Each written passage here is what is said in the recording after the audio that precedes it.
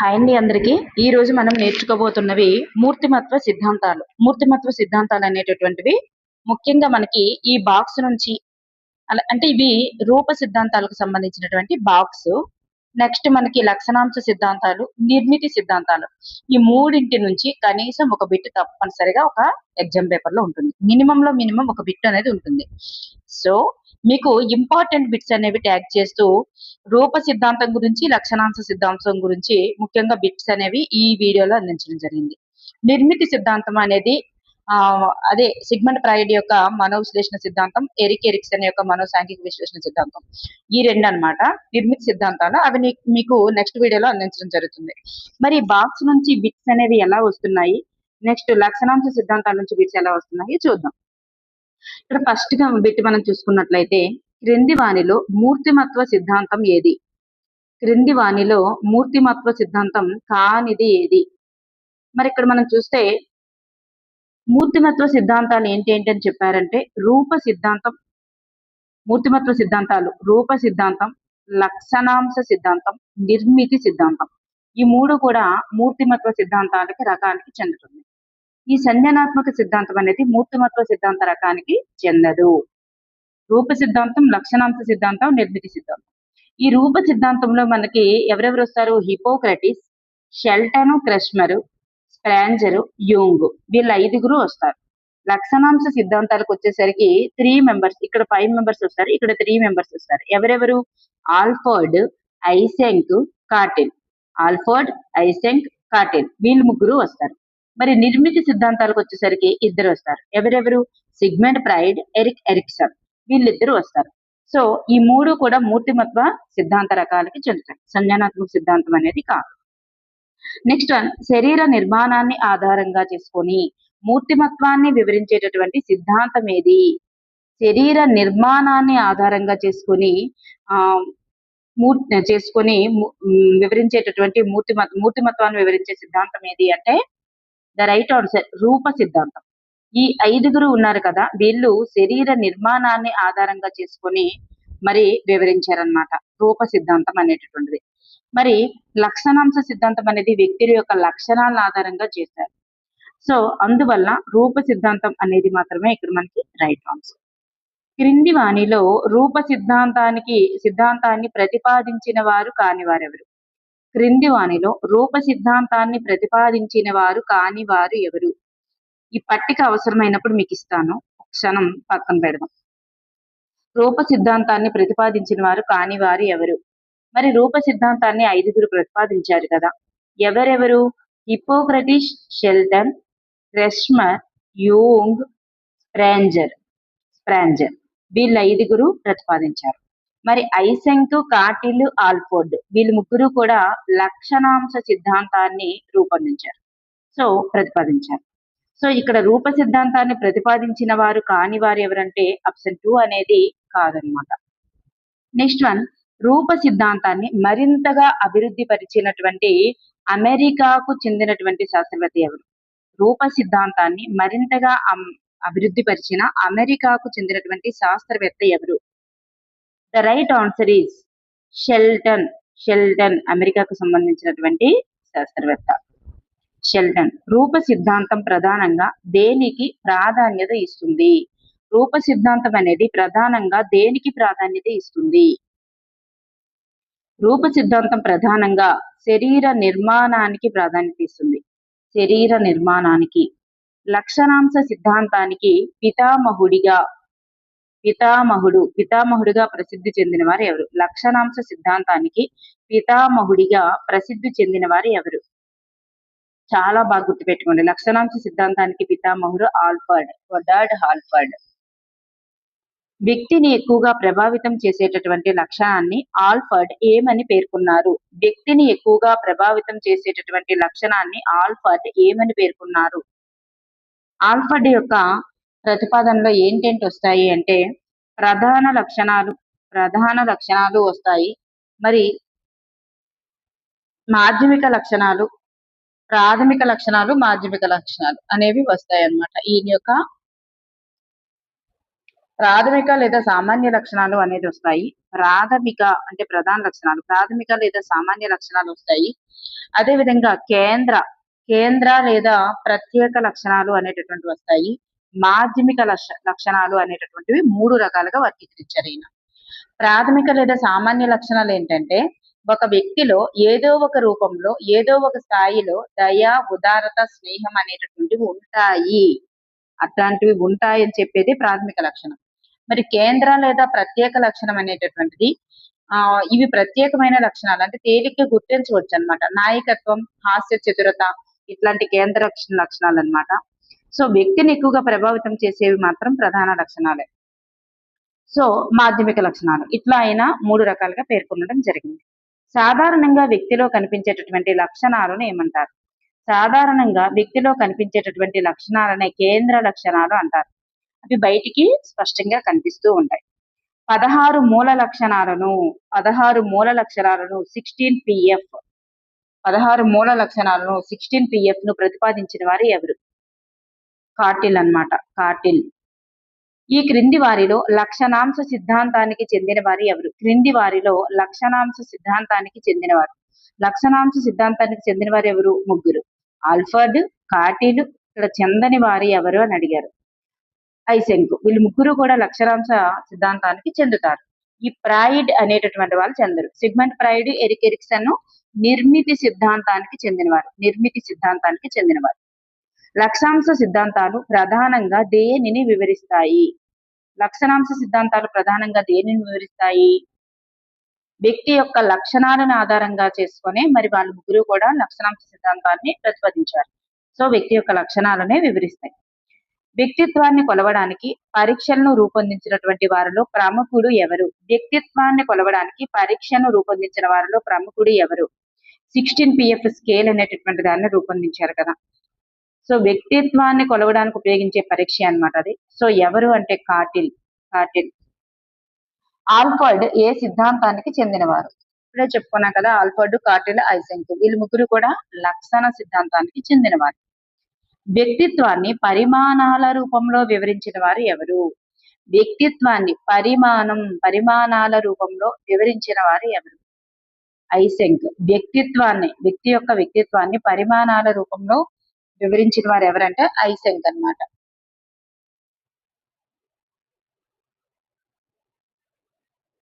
మరి ఈయన సిద్ధాంతంలో ఏముంటాయంటే బహిర్వర్తనం, అంతర్వర్తనం, సుస్థిరం, స్థిరం ఈ 2. ఈయన మూల విశేషకాలు ఏంటంటే బహిర్వర్తనం, అంతర్వర్తనం, అస్థిరం, స్థిరం అనేటటువంటివి విశేషకాలు అనేవి ఈయన యొక్క సిద్ధాంతాల్లో కనిపిస్తాయి అన్నమాట. ఈయన యొక్క సిద్ధాంతంలో బహిర్వర్తనం, అంతర్వర్తనం అనేది 2 కలిపి మిక్సింగ్, బహిర్వర్తనం, అంతర్వర్తనం, అలాగే అస్థిరం, స్థిరం అనేటటువంటివి కనిపిస్తూ ఉంటాయి అన్నమాట. అస్థిరం కాదు, సుస్థిరం, అస్థిరం. సుస్థిరం అంటే సుస్థిరం, అస్థిరం అండి. సుస్థిరం, అస్థిరం అనేటటువంటి విశేషకాలు కనిపిస్తాయి. సుస్థిరం, అస్థిరం అనేటటువంటివి. సుస్థిరం అంటే ఏంటి? నిష్క్రియాత్మకంగా ఉండడం సుస్థిరం అయితే, అస్థిరం అంటే మౌన స్వభావిగా ఉండడం, జాగరూకత కలిగి ఉంచడం, ఆసాంఘికం కలిగి ఉండడం, అలాగే శాంత స్వభావి, నిరాశవాది, అలాగే నెమ్మదస్తులు, మూడీగా ఉండడం. ఇట్లా సుస్థిరం, అస్థిరం అట్లాంటివి కనిపిస్తాయి. బహిర్వర్తనం, అంతర్వర్తనం అనేటటువంటివి కూడా కనిపిస్తూ ఉంటాయి. మరి అంతర్వర్తనంలోనూ సుస్థిరం, అస్థిరం ఉంటాయి. బహిర్వర్తనంలో కూడా సుస్థిరం, అస్థిరం అనేటటువంటివి ఉంటాయి. ఇట్లా తెలియజేసిన వారు ఎవరంటే ఐసెంక్. రూప సిద్ధాంతాలపై ప్రధాన విమర్శ ఏమిటి? అసలు రూప సిద్ధాంతం యొక్క ప్రధాన విమర్శ లేదా తన యొక్క నెగిటివ్ పాయింట్ ఏంటి అంటే, ఇది కేవలం శరీర నిర్మాణానికి మాత్రమే అధిక ప్రాముఖ్యత ఇవ్వడం అనేది తన యొక్క ప్రధాన విమర్శ. ఆల్ఫోర్డ్ ప్రకారం వ్యక్తి యొక్క ప్రవర్తనను ఎక్కువగా ప్రభావితం చేసేవి ఏమిటి? ఆల్ఫోర్డ్ ప్రకారం వ్యక్తి యొక్క ప్రవర్తనను ఎక్కువగా ప్రభావితం చేసేవి ఏమిటి? లక్షణాలు అనేటటువంటివి. రూప సిద్ధాంతం ప్రధానంగా దేనిని వివరిస్తుంది? రూప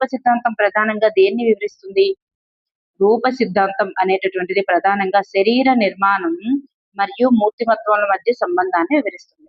శరీర నిర్మాణానికి మరియు మూర్తిమత్వానికి మధ్య ఉండేటటువంటి సంబంధాన్ని వివరించేదే రూప సిద్ధాంతం. మూర్తిమత్వం అధ్యయనంలో రూప సిద్ధాంతం తర్వాత ఎక్కువ ప్రాధాన్యం పొందినటువంటి సిద్ధాంతం ఏంటి? మూర్తిమత్వ అధ్యయనంలో రూప సిద్ధాంతం తర్వాత ఎక్కువ ప్రాధాన్యత పొందినటువంటి సిద్ధాంతం ఏది అంటే లక్షణాల సిద్ధాంతం. లక్షల కాదు, లక్షణాంశ సిద్ధాంతం లేదా లక్షణాల సిద్ధాంతం.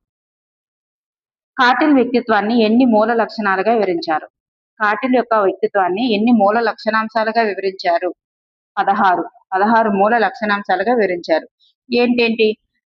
కలుపుగోలుగా ఉండడం, అల్ప ప్రజ్ఞావంతులు, అధిక ప్రజ్ఞావంతులు, అనుభవ కలగవారు, ఆధిక్యత చూపించేవారు, ఇట్లాంటి 16 మూర్తిమత్వ కారకాల నిక్ష అంటే ఈ 16 మూర్తిమత్వ కారకాలతో ఒక నిక్షను తయారు చేశారు. అందులో 2 రకాల ప్రశ్నలు ఉంటాయి, ప్లస్ నెగిటివ్. అంటే కఠిన స్వభావులు, మృదు స్వభావులు, ఆచరణలో చూపించేవారు, కల్పనలు చేసేవారు, ఆత్మవిశ్వాసం కలిగిన వారు, ఆందోళన చెందేవారు, ఇట్లా 2 రకాల పాజిటివిటీ నెగిటివిటీ పెంచుతూ 16 లక్షణాంశాలు మూర్తిమత్వ కారకాలతో ఈయన నిక్షను తయారు చేయడం జరిగింది. 16 PF స్కేల్ అంటాం కదా, అదనమాట. లక్షణ సిద్ధాంతానికి పితామహుడు ఆల్ఫర్డ్.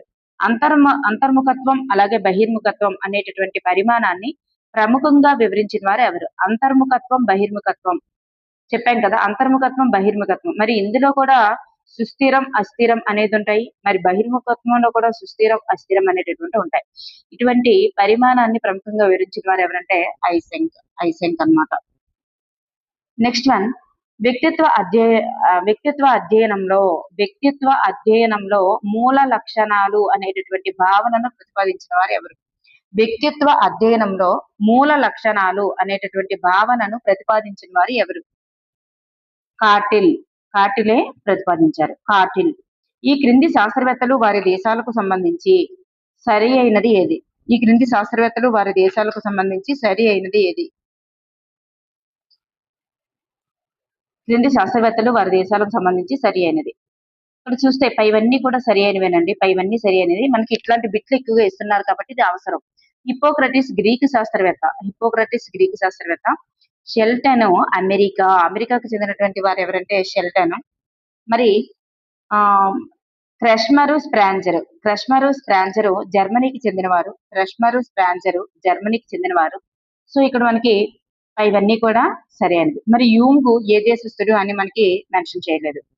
వ్యక్తి యొక్క మూర్తిమత్వాన్ని 7 అంశాల మాపనం చేసి నిర్ధారణ చేయాలని తెలియజేసిన వారు ఎవరు? మరి 7 అంశాల మాపన పైన మహాత్మా గాంధీ యొక్క లక్షణాంశాలని మాపనం చేశారనమాట. ఎవరు అంటే షెల్టన్ అన్నమాట. షెల్టన్ గుర్తుపెట్టుకోండి. 7 అంశాల మాపనపై మాపనం చేసి నిర్ధారణ చేయాలని తెలియజేశారు. చిత్తవృత్తుల ఆధారంగా వ్యక్తులను 4 రకాలుగా చిత్తవృత్తుల ఆధారంగా వ్యక్తులను 4 రకాలుగా వర్గీకరణ చేసిన వారు ఎవరు? చిత్తవృత్తుల ఆధారంగా వర్గీకరణ చేసిన వారు హిప్పోక్రటిస్. ఇప్పుడు వస్తుంది మనకి బాక్స్. హిప్పోక్రటిస్ యొక్క వర్గీకరణలో లేని వారు ఎవరు? గుర్తించండి. హిప్పోక్రటిస్ యొక్క వర్గీకరణలో లేనివారు. హిప్పోక్రటిస్ యొక్క వర్గీకరణలో ఎవరెవరున్నారు? ఔత్సాహికులు, విషణ్ణువు, అలాగే పైత్య ప్రవృత్తి కలవారు, శ్లేష్మ ప్రవృత్తి కలవారు ఉన్నారు. ఔత్సాహికులు, విషణ్ణువు, పైత్య ప్రవృత్తి కలవారు, శ్లేష్మ ప్రవృత్తి కలవారు ఉన్నారు. క్రీడాకాయులు అనేటటువంటి వాళ్ళు లేరు. క్రీడాకాయులు ఎక్కడ ఉన్నారు? క్రెష్మర్ యొక్క వర్గీకరణలో కలరు. క్రెష్మర్ పీసరకాయలు, ప్రాంసకాయలు, క్రీడాకాయలు అని 3 రకాలుగా వర్గీకరించారు. అందులో మనకి ఉందన్నమాట.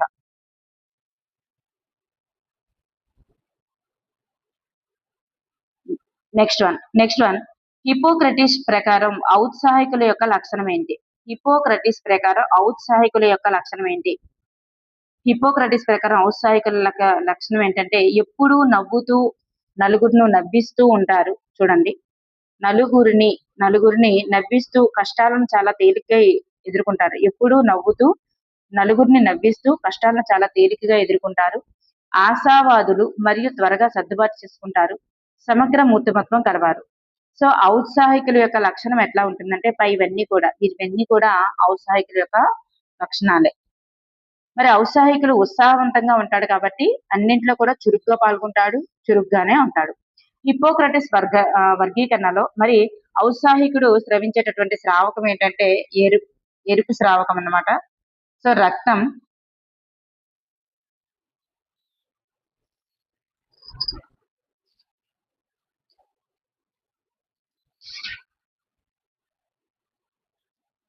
సో హౌస్ సైకిల్లో ప్రవహించేటటువంటి స్రావకం ఏంటంటే రక్తం అన్నమాట.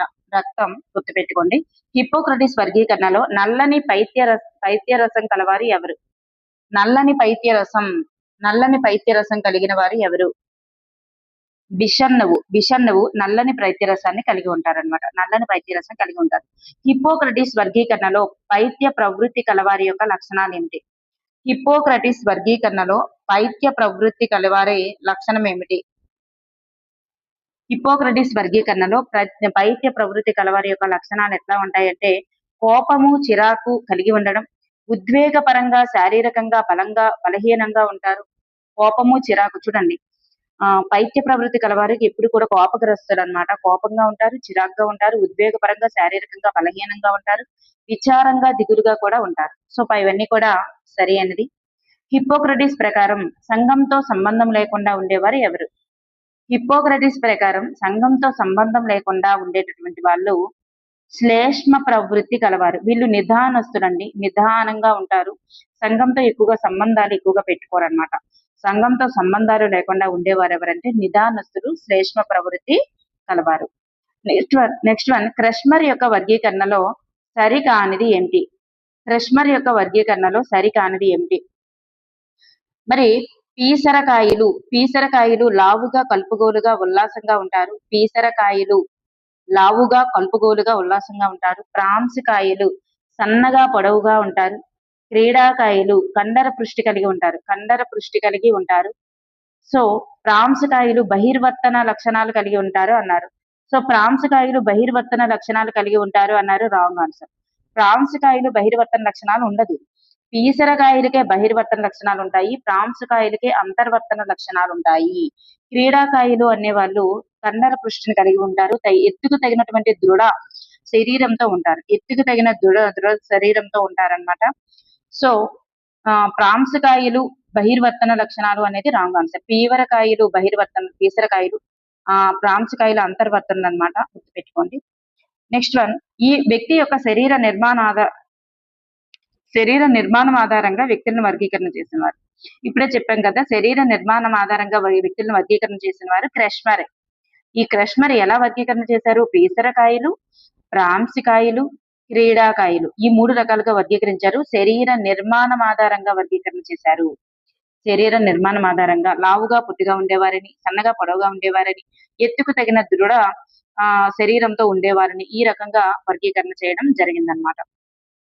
నెక్స్ట్ వన్ రూప సిద్ధాంతాల శాస్త్రవేత్తలు వారి వర్గీకరణలకు సంబంధించి సరికానిది ఏమిటి?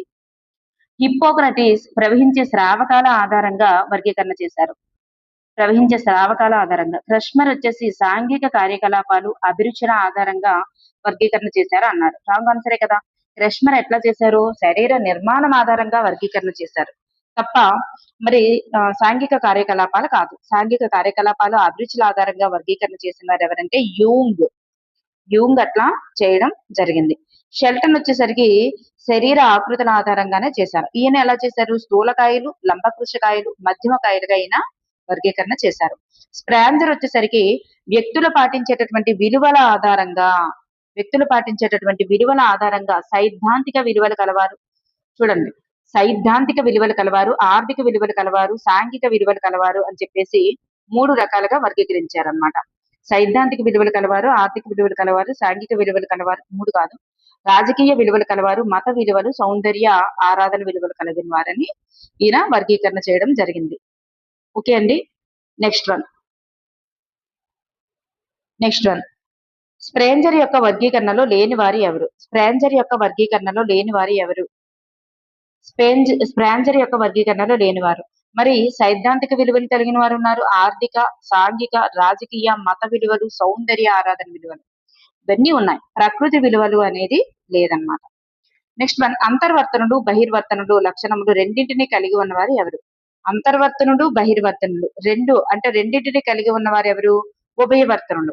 ఇటువంటి లక్షణాలు అంతర్వర్తనులు, బహిర్వర్తనులు అనేటటువంటి లక్షణాలు రెండింటినీ కలిగి ఉన్నవారు ఎవరి వర్గీకరణలో కలరు?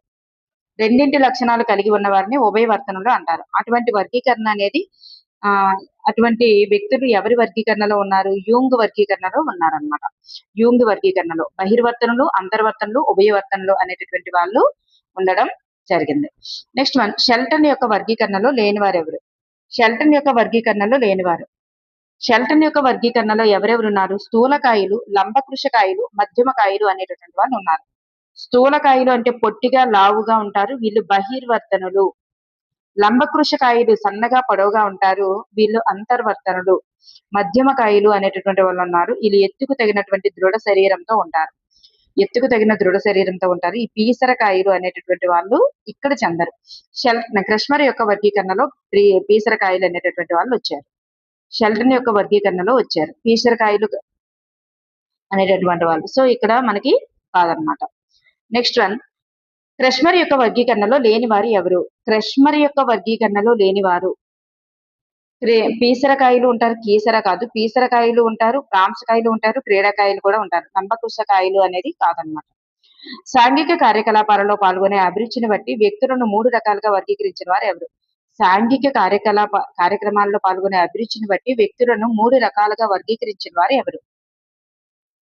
యూంగ్ అనమాట. సాంఘిక కార్యక్రమాలలో పాల్గొనే అభిరుచిని బట్టి వ్యక్తులను 3 రకాలుగా వర్గీకరించిన వారు యూంగ్.